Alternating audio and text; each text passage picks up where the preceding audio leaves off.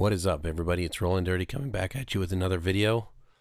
Today I am going to be talking about my Begode RS-HS, which I've upgraded. Part of the reason I haven't talked about this to this point is because I've been working on it. And it's been kind of a work in progress, but it's been a rewarding one. So just to start, you'll note that I've got the E-Rides pedals. I like them.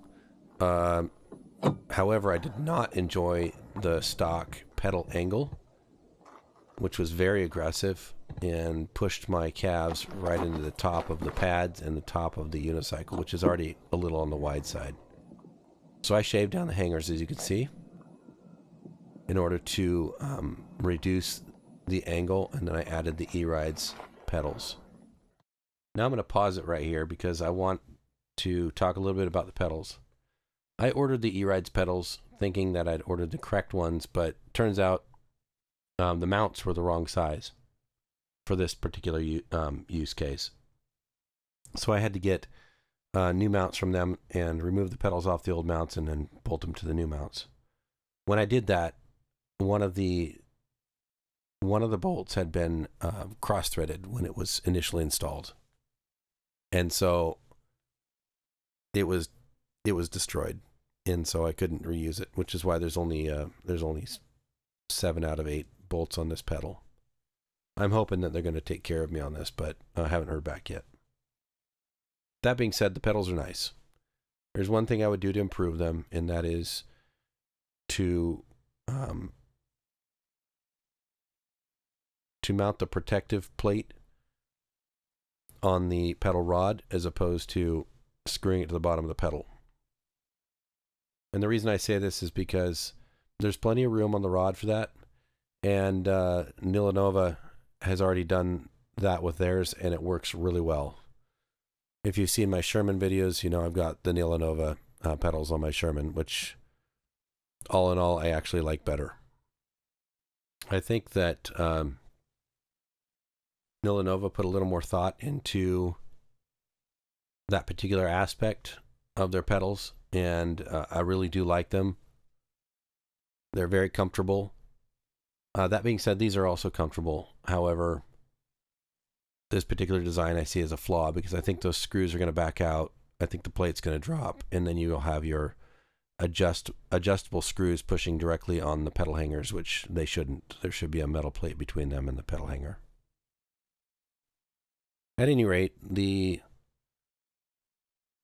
short of the story is that these pedals are just fine. I would make some improvements to them. There's certainly, it's not very complicated to do what Nova did for these pedals, and I think E-Rides should do that.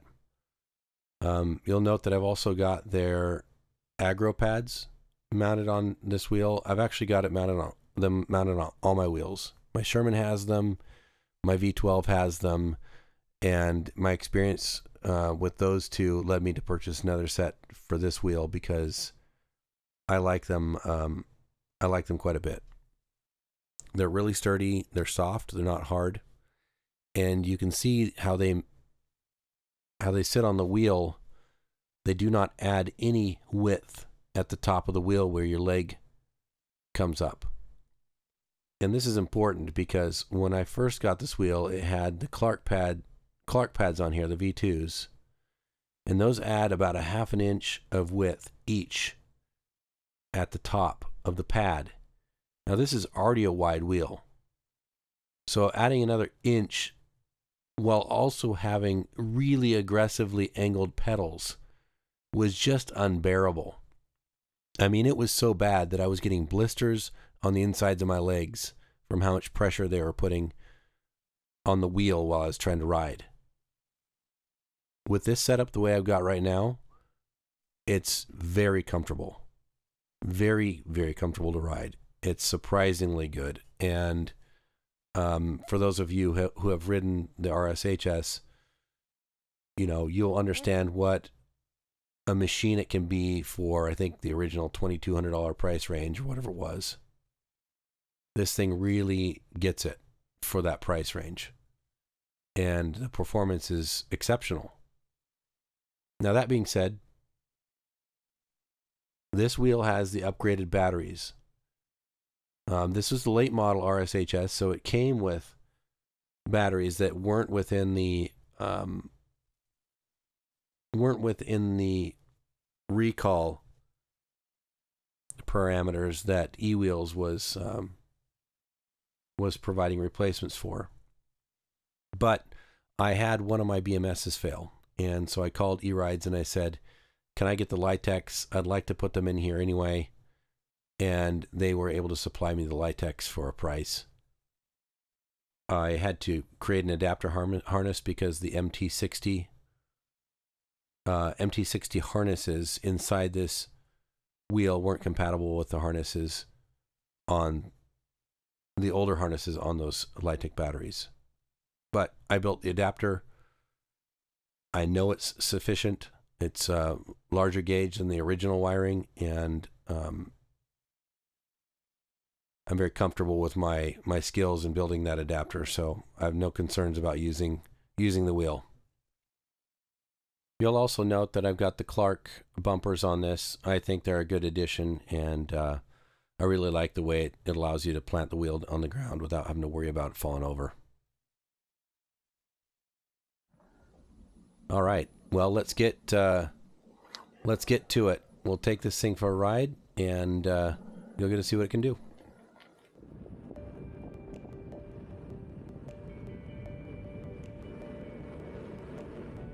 So I'll just point out that I started this this trip at 85% battery. It wasn't 100% battery, and all in all, I went about 10 miles. I'm not going to show all of that, but I'll show you this part of it. And when I looked at EUC World after the fact, my top speed was 39 miles an hour. Some of you that have ridden these wheels before know that they sit a little bit lower than, for example, the Sherman or the InMotion V12. And as a result, they're easy to move around. They're more maneuverable. And they've also got a street tire. That maneuverability in the street tire makes it really easy for people to carve. It also makes it easy for people to make mistakes. So, if you were to ask me how I'd classify this in terms of those three wheels I just listed for ease of riding, I would say it's not hard to ride, but it's probably second. Sherman first, RSHS second, the V12 it's a close tie as far as ease of riding. I would say the RSHS has some unique characteristics about it riding. It tends to speed wobble when you try to brake, and the best way to overcome this is to use the seated braking technique. If you just lean back, it will wobble. At least that's been my experience. That being said, it's easy to control. I mean, it's a pleasure to ride. You may have noticed back there that speed limit sign was showing me doing 31 miles an hour, I think it was, before it dropped down to 27. I think it was picking up the truck behind me.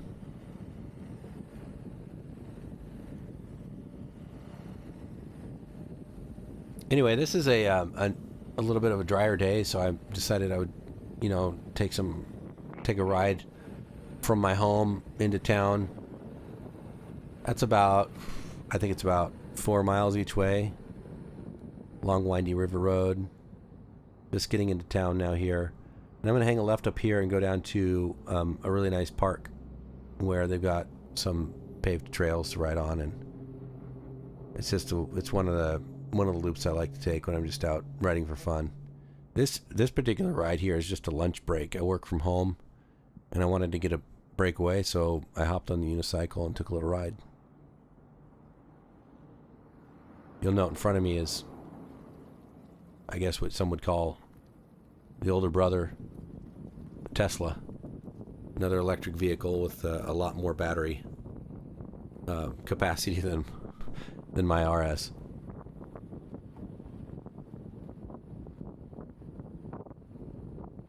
It's nice that they recently repaved this area. It makes it a lot of fun to ride. You can see I have no problem keeping up with traffic. And bear in mind, guys, I'm about 230, 235 pounds geared up here. So it's not like I'm a lightweight, and this thing's still pushing me along. It's really a pleasure to ride. I could not say that before with the way the pedal angles were in those Clark pads. It was just terrible. And I rode it like that for quite a while.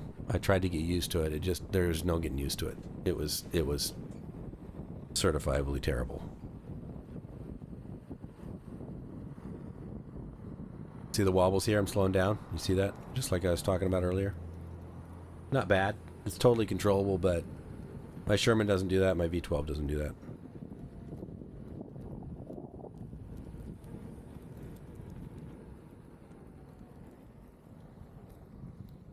That being said, you know, this little wheel is small. Very small for what it does. It really packs a punch. Easy to throw in the trunk of your car if you want to take it somewhere. Look at that good dog. And another good dog. Two good dogs. They left me alone. Even though they're supposed to be on a leash. They weren't on a leash and they still left me alone. You'll see coming up here that that is not the case with a dog coming up here in the video. It's really frustrating when people bring their dogs to the park where there are leash laws and they don't follow them, because I've been troubled by dogs in this park on a few occasions already, and it's always because they're off of a leash.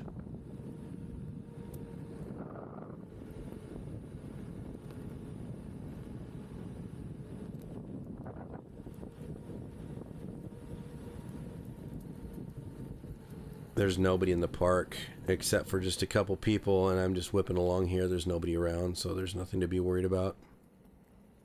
Just a couple of random folks. It's the middle of the day. Everybody's at work.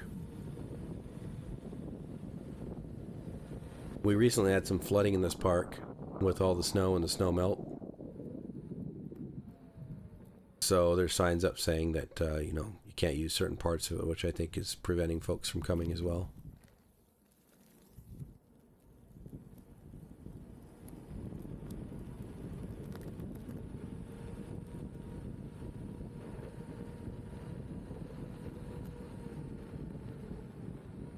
I like this area because it has speed bumps.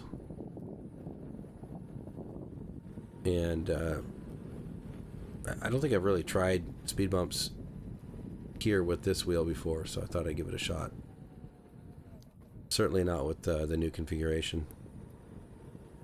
Really easy to pick up. The wheel's only about 60 pounds, so it's a lot different than trying to jump with the Sherman.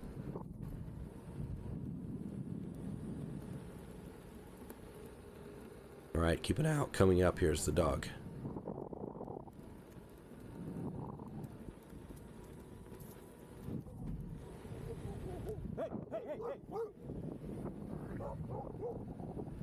I thought he was going to leave me there alone for a second, but he comes back. Did they bite me? Hey, come here. Sorry. Hey. Look at that. The pit bull. Totally friendly. It was the GSD that was unfriendly. You're in the park. Now I can talk about both these dogs because I have a pit bull and I have a GSD, so you know, I don't have anything against either breed. My pit bull's just a sweetheart.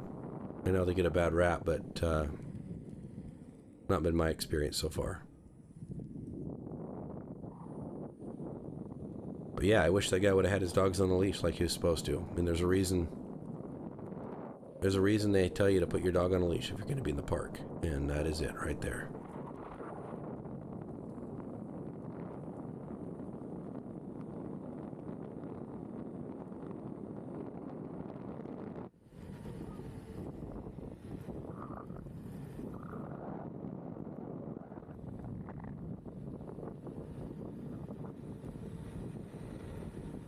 I don't know. You guys can tell me what you do when you have a dog coming at you on a unicycle. I haven't quite figured out how to address that yet.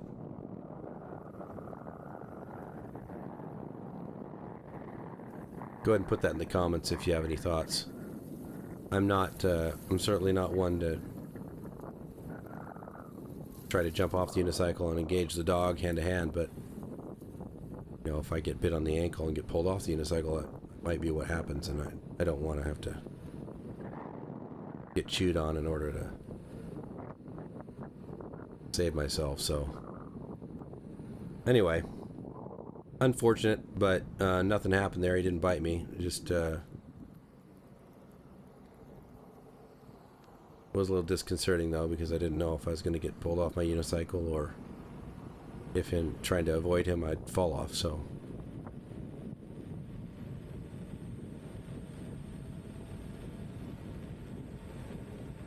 alright, cruising back on the road again.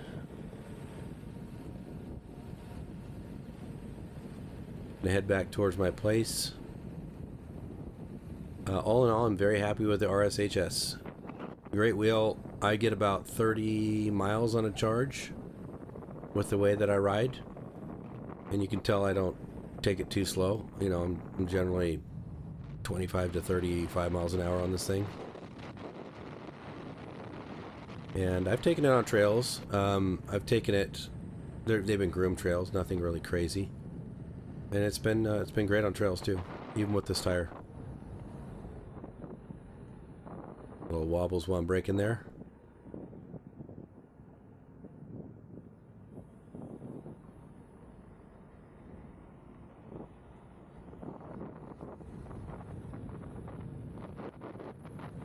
This is the only wheel I wobble on.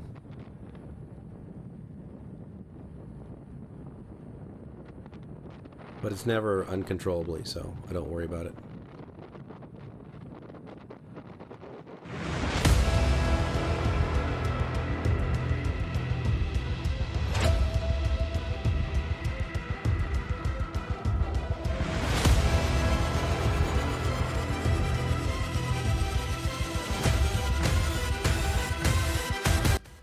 I don't know if you can read that sign. I tried to slow it down so you could, but it was 33 miles an hour.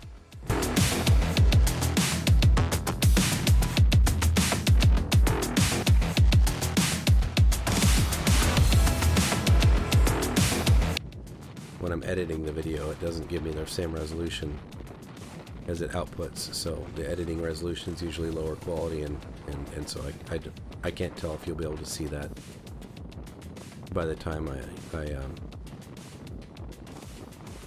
export the video. Really fun wheel.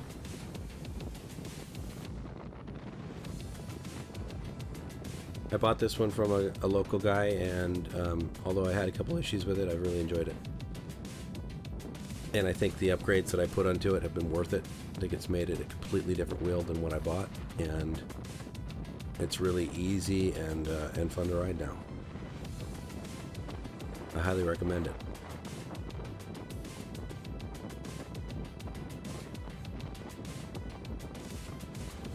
The one thing I don't like about it is that there's effectively very few safety features. You know, the more modern wheels come with smart BMSs and things of that nature. You know, I don't have a whole lot of experience with Begode, so I can't speak to the quality, but I know there's been lots of reports of people dealing with, you know, certain quality issues with Begode.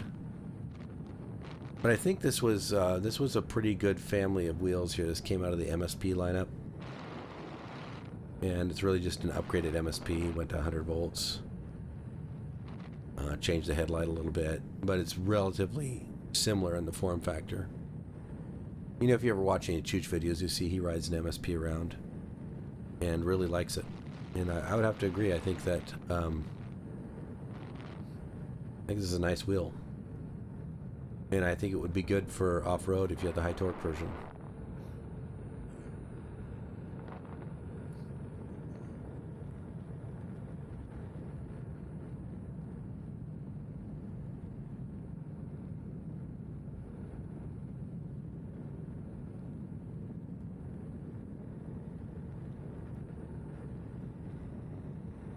I'm going about the speed limit here. Generally, people drive a little faster than the speed limit on this road. But there's that speed wobble again from braking.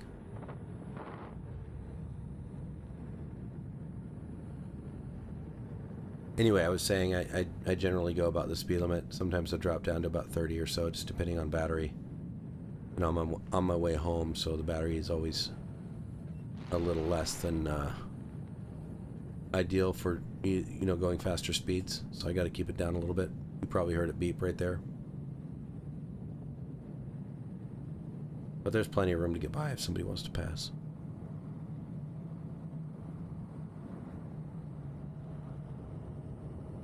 Anyway, if any of you are interested in getting into this hobby, there's a link in the description area that's an affiliate link, and it'll take you to eWheels.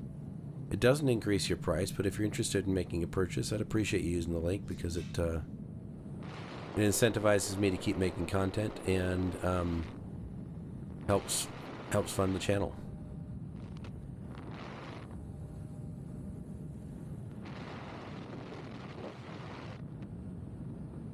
And if you have any comments or questions that you'd like to ask, feel free to ask those. I do peruse the comment section on a regular basis and try to respond to all comments and questions. So if there's anything you want to ask of me, feel free to do so. There may be things that you wanted me to cover that I didn't think of covering, so go ahead and ask me. At the end of the day, I would I'm not sponsored here, but I would say that I do like the E-Rides pads, and I do like E-Rides pedals. I hope they'll send me a new bolt for the one that was stripped. We'll see. I know they're busy. They've got a lot going on with the holidays.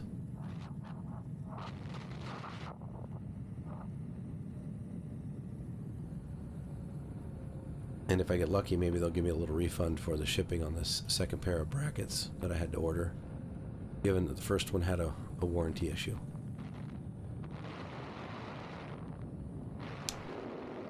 I'm not going to hold my breath for that, though. But if they do, I'll let you know in an upcoming video.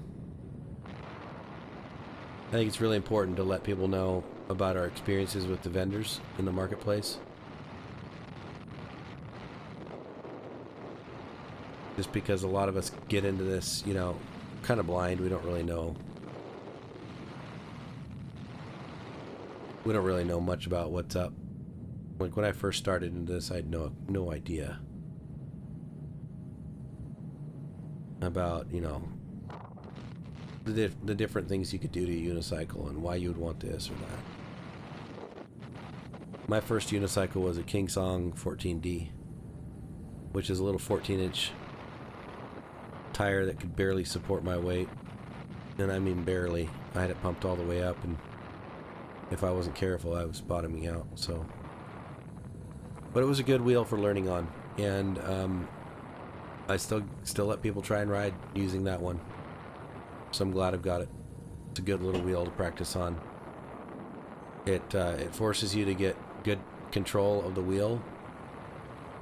Because the wheel's so stinking short, you can't really stabilize it on your ankles very easily. So it's a really good one to build some good habits, riding habits with.